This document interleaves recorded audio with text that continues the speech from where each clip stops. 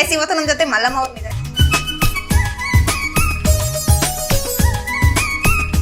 ಮಲ್ಲಮ್ಮ ನಮಸ್ಕಾರ, ಹೇಗಿದ್ದೀರಾ? ಎಲ್ಲರಿಗೂ ನಮಸ್ಕಾರ ರೀ.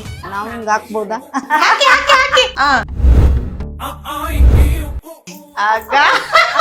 ಬಿಗ್ ಬಾಸ್ ಮನೆಯಿಂದ ಮಲ್ಲಮ್ಮ ಅವ್ರು ಏನ್ ಕಲ್ತ್ಕೊಂಡ್ರು? ಮಾತಾಡೋದು, ಕೈಗೆ ಕುಂತ್ಕೊಳ್ಳೋದು. ಈಗ ಇಷ್ಟ ಎಷ್ಟೋ ಜನಕ್ಕೆ ಮಲ್ಲಮ್ಮ ಅಂದ್ರೆ ಇಷ್ಟ.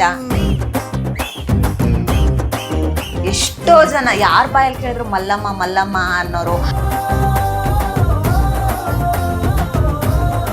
ಆಮೇಲೆ ನೀವ್ ಎಲಿಮಿನೇಟ್ ಆಗಿ ಬರ್ಬೇಕಾದ್ರೆ ಎಷ್ಟು ನೀವ್ ಹತ್ತಿರೋದಕ್ಕಿಂತ ಆಚೆ ಕೂತೋರಾಗಿರ್ಬೋದು, ಮನೆಯವರಾಗಿರ್ಬೋದು, ಹತ್ತಿರೋದೇ ಜಾಸ್ತಿ.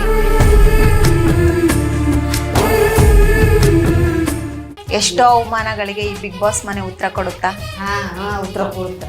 ಹಾಯ್ ಫ್ರಾನ್ಸ್, ಮಲ್ಲಮ್ಮ ಏನು ಸಬಾಷ್.